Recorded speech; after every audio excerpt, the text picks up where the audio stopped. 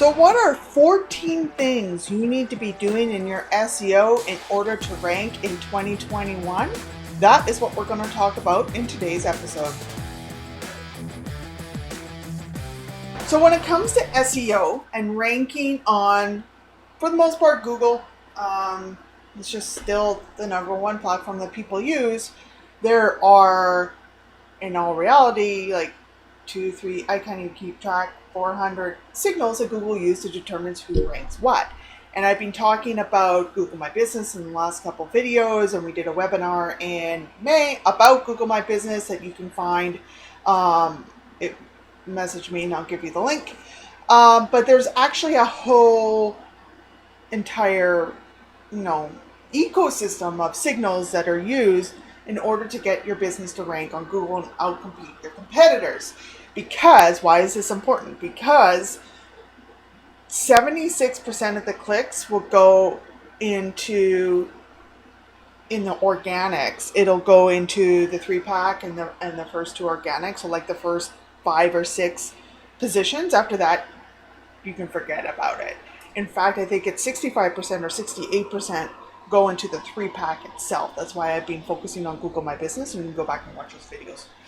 So it's really, really important, because essentially if you're not ranking in, let's say, the first 6 positions, or at least on page 1, you're not going to get found. You're not going to get those organic clicks, which means that you have to rely on other marketing methods to get your name out there. So in this video, we're going to talk about a quick checklist that you can go through and actually either audit yourself or give to your marketing department or give to your marketing agency to say, are we doing these things? Now, if you have a marketing department or marketing agency, I hope they would, but it's good to have the conversation. So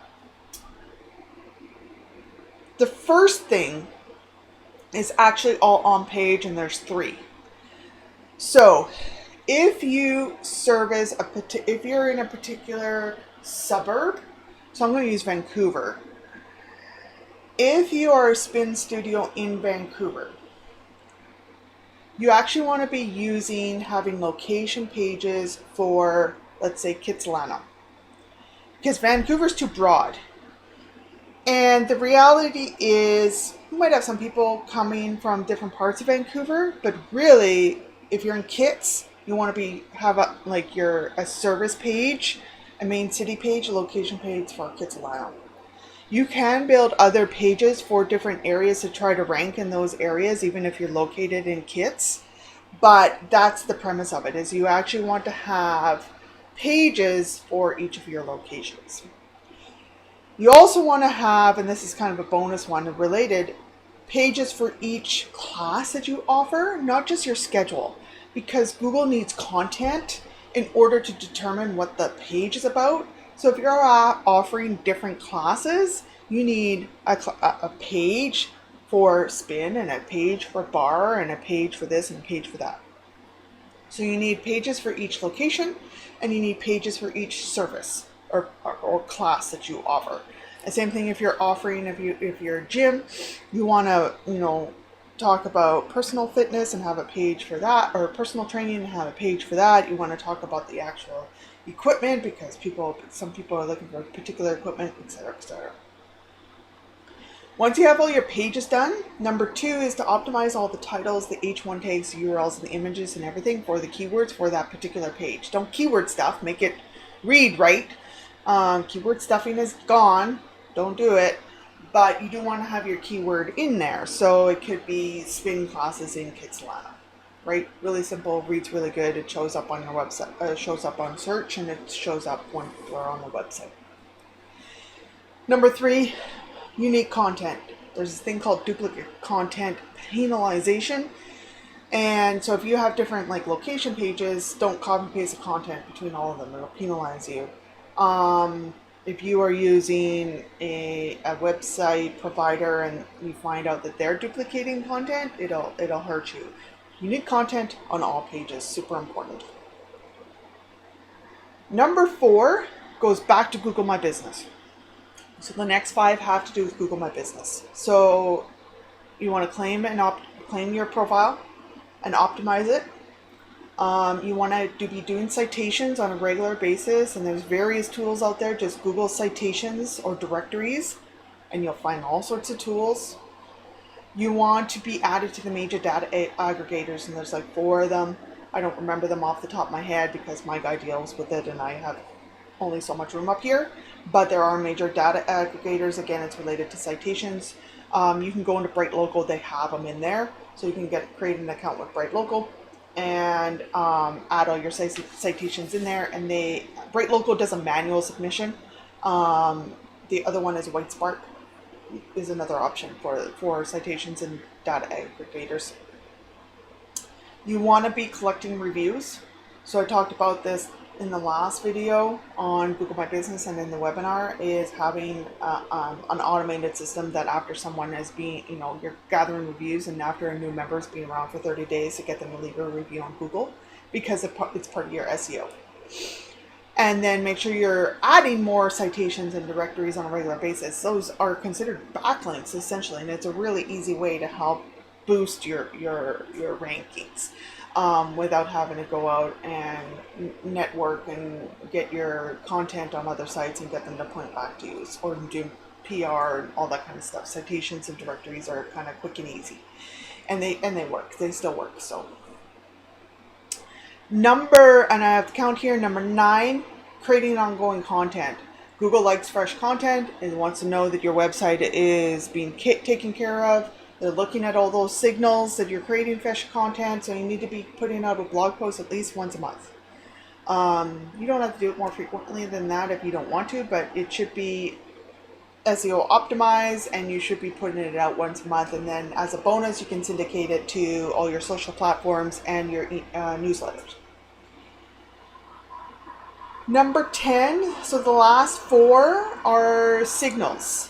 So signals, backlinks, like I talked about with citations, is one of the 200 elements that Google looks at, is an indicator of how authoritative a website is.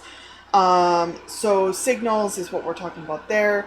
So you want to build out your expertise, authority, and trust, and that comes down to doing those PRs and getting your name, doing articles for the local newspaper, and, contributing to your Chamber of Commerce, and any volunteer work that you do, and getting your name out there and getting your name on other websites with a link called a do follow link back to your website. Super important.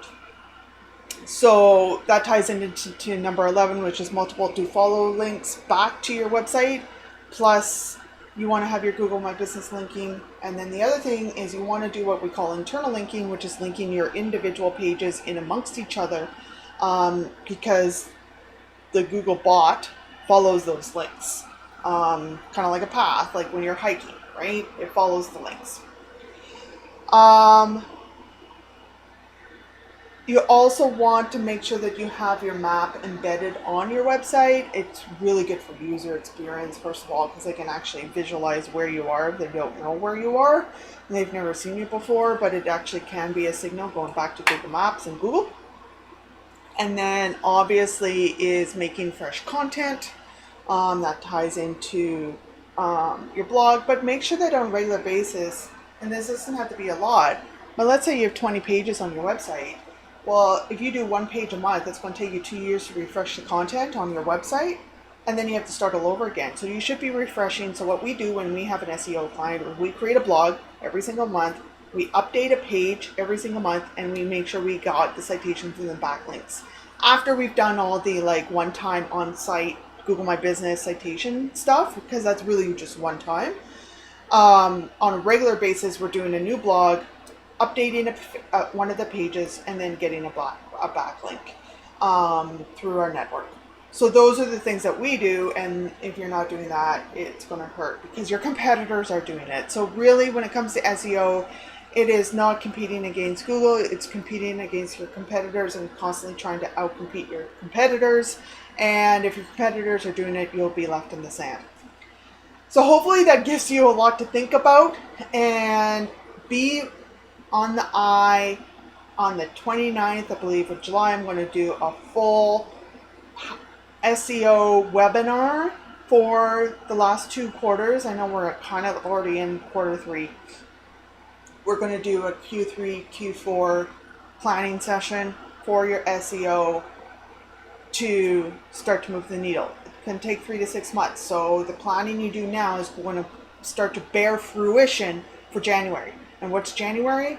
Especially for a lot of my clients, number one season to get clients, get new members.